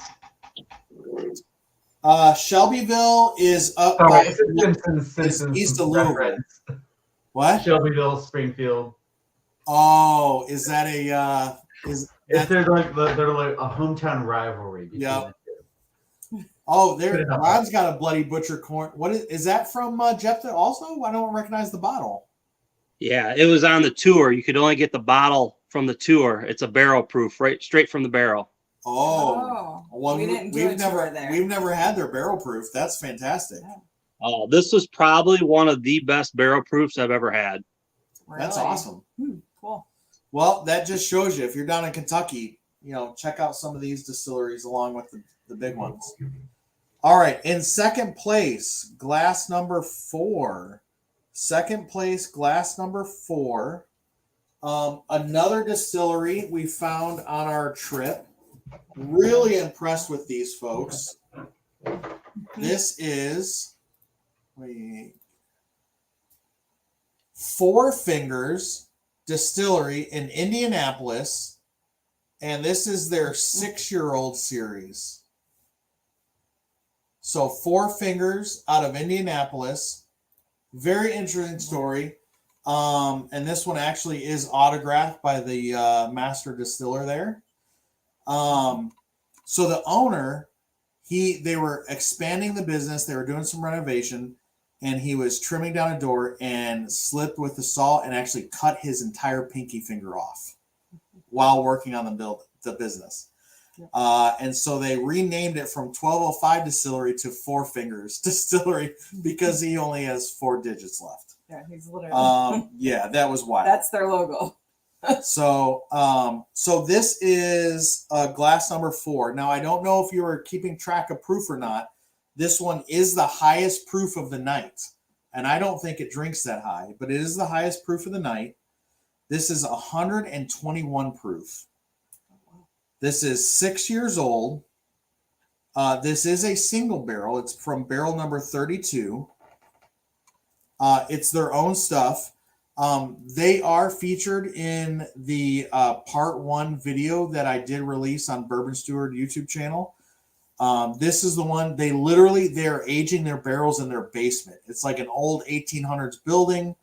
The barrels are aging in the basement. The people were super cool. It was a fun time.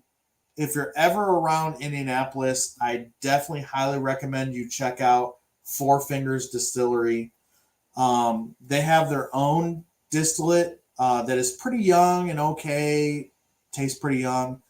They have their 3 knock, which is they blend their own with MGP. And then they have their own 6-year. And this is 100% all their own stuff. I thought they did a fantastic job. Apparently, the group thought they did a fantastic job. And they're producing like a barrel a week. I mean, it's a super small microcraft distillery, and they're doing some pretty tasty stuff. So definitely check out Four Fingers Distillery. Now, I am super excited because we have gone through our rankings. We've gone through what? 1, 2, 3, 4 bourbons, 1 rye whiskey, and our winner of the night. Anybody want to take any guesses on what our winner of the night is? Either what type of whiskey it is or proof or any of that kind of stuff? I mean, it's got to be a rye. It is not a rye whiskey. There were 4 bourbons. There were 1 rye. American single malt. And our winner of the night is an American single malt. Oh, he got it. Our winner of the night is now this whiskey. I didn't even know this distillery existed until we went to Sagamore Spirits in Baltimore, and we sat down with a couple that we met there, had some cocktails, and then a buddy of ours said, "Hey, there's another place in Baltimore called Old Line Distillery." That's all he told me. He said you had to go there. So we went there. Turns out they were all American single malts. They did import a rum, but they're mostly American single malts. And so the winner of the night is Old Line American Single Malt. This is their Navy strength or their cask strength, 114 proof American Single Malt. You said that was out of Baltimore? It's in Baltimore. No. It's like a couple blocks from Sagamore Spirits. Yep, it's all their own distillate. This is 100% malted barley in virgin American oak. So it's a brand new, it's not a used barrel. It's a new charred American oak barrel, 100% malted barley, 114 proof. All their own stuff, distilled and aged.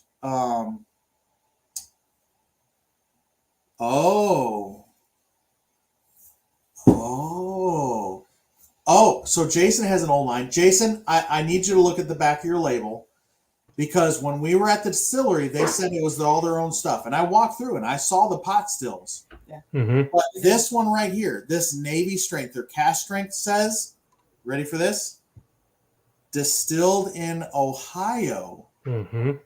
And aged and bottled in Baltimore. Yep. So I have a very suspicious feeling I know where this came from.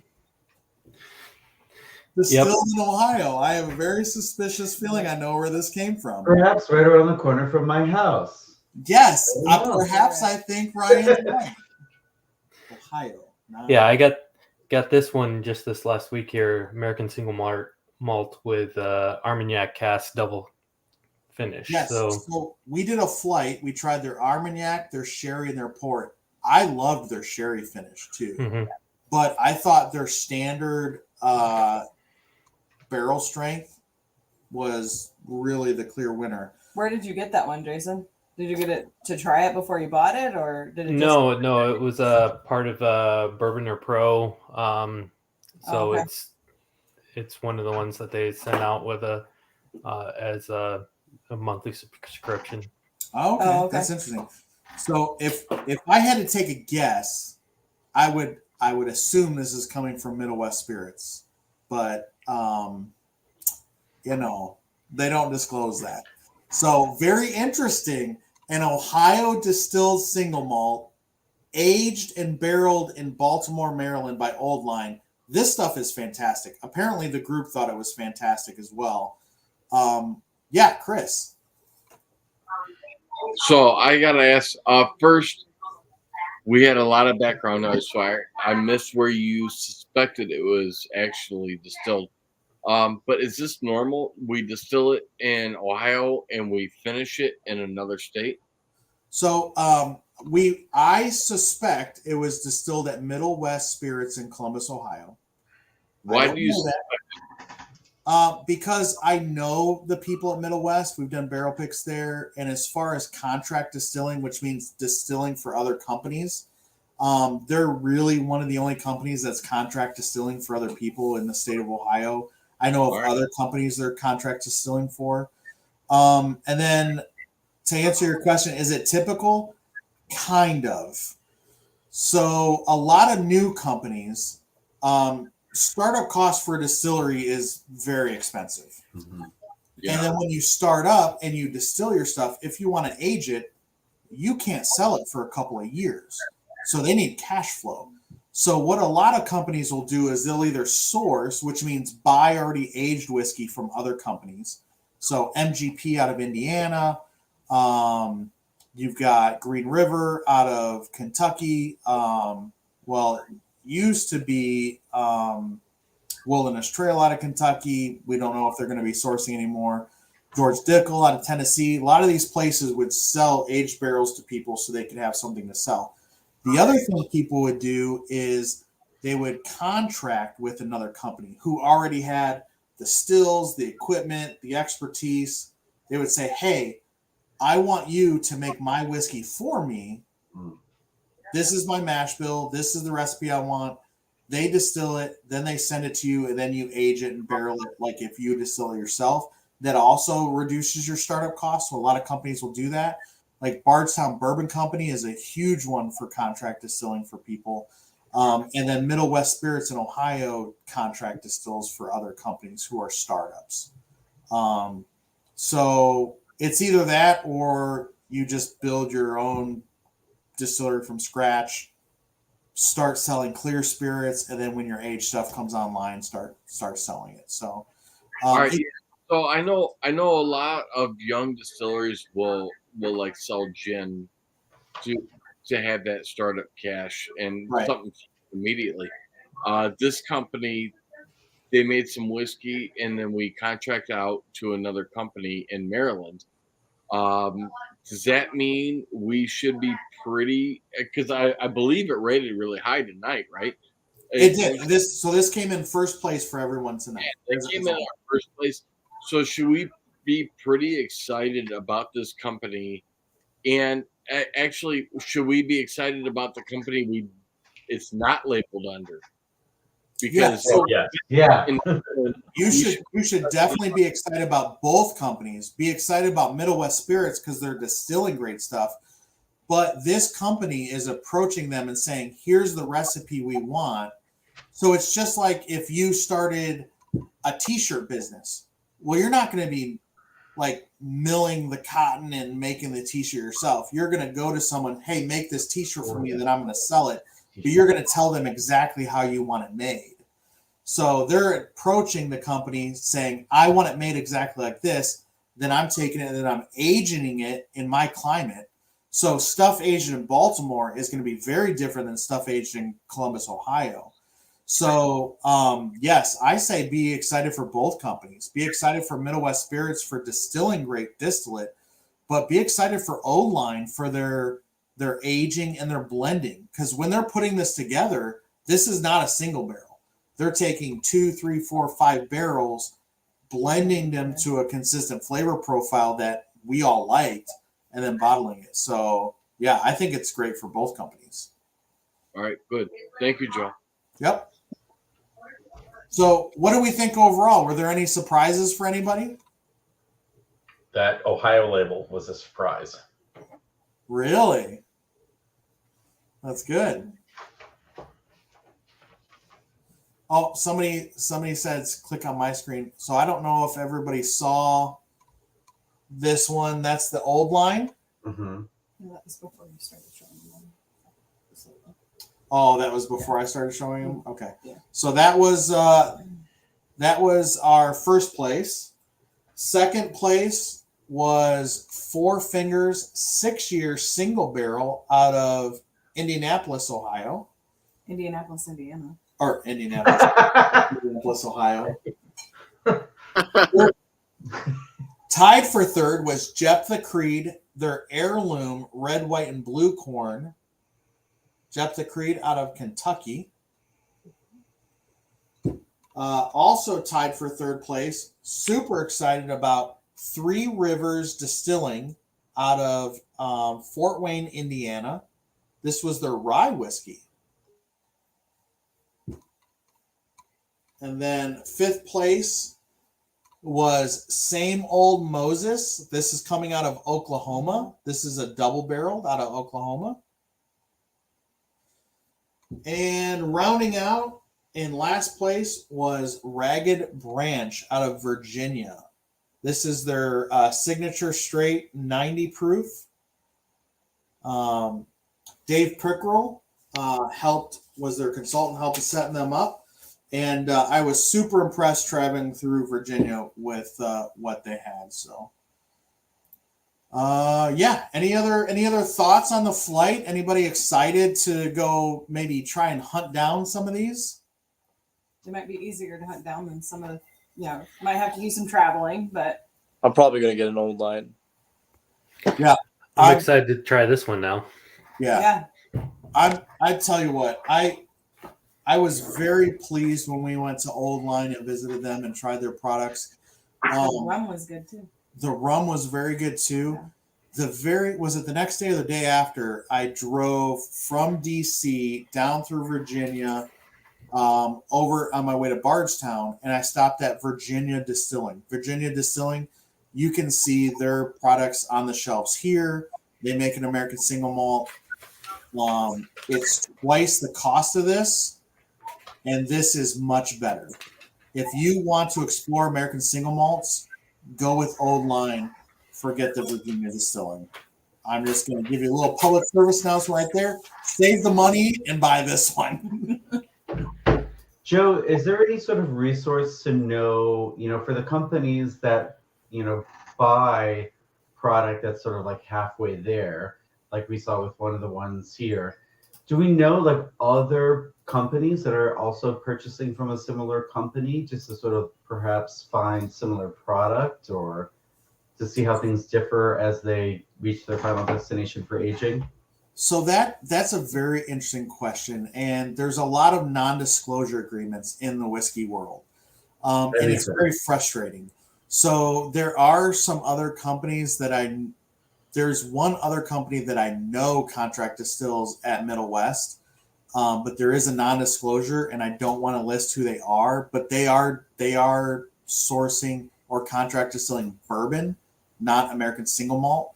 I don't know of another company that's contract distilling American single malt for Middle West. There could be, but that's the problem with contract and sourcing is there's a lot of non-disclosures. A lot of times you want to when you're at the liquor store and you grab a bottle, this is great information for anybody. Flip it around, look at the back, and if it says that is a straight bourbon, by law it has to list the state of distillation on it if it is a straight bourbon. So that'll give you a key, and that'll at least know you what state it was distilled in, and then you can, if you really want to check into it, you can get on Google. You can Google the distillery. You can try and find the mash bill. If it's a source whiskey and it's from Kentucky, there's a few distilleries that source from Kentucky. They have standardized mash bills. You can kind of sleuth it out and narrow it down. The other thing is asking questions on, the Facebook forums and stuff. Where, go on the Mommy Valley Whiskey Society Facebook group. Say, hey, I came across this bourbon. It says it's a Tennessee, but it was distilled in Ohio. Does anybody know where this might be from? There's a lot of people out there to help you out. But yeah, unfortunately, in the American whiskey game, it's not as transparent as we would always like it to be. Okay, thank you. Yeah. But I will tell you, in the liquor store, he commonly will flip over a bottle. Like he's looking at what's on the front. If it's an 80 proof, he's putting it back. If it's about 100 proof, it's interesting enough to flip it and find out what more information. Yeah, always look for a state of distillation. Look for the keywords of straight, whiskey, or bottle and bond, because those two words, they have to put certain stuff on the labels. And if you don't see a state of distillation, I would probably move on if I were you. So, I'm a huge fan of Pursuit Spirit. Jason, as we said, is a ambassador of theirs. They actually are all about blending and uniting different distillates and states together, and they list out all their states that they get their stuff from. So that kind of transparency is what you want to look for. If you flip over a bottle and you can't tell where it was made, there's plenty of other good stuff on the shelf. Just move on. That would be my advice. So, cool. All right. Well, I hope everybody thought this flight was interesting. I hope you had a good time. I hope you got to try some stuff that piqued your interest. I know people thought the old line was very interesting, and maybe this opened your mind into American single malts. So I hope everyone has a great night, a great rest of the weekend, and until next time, cheers. Cheers. Cheers. Thanks, guys. Take care. Thank you, Joe. Appreciate it so much. Happy Mother's Day, Jess. Mother's Day. Yeah, I was about to say Mother's Day, yes. Thank you. Cheers, everybody. Thanks. Have a great weekend. Bye.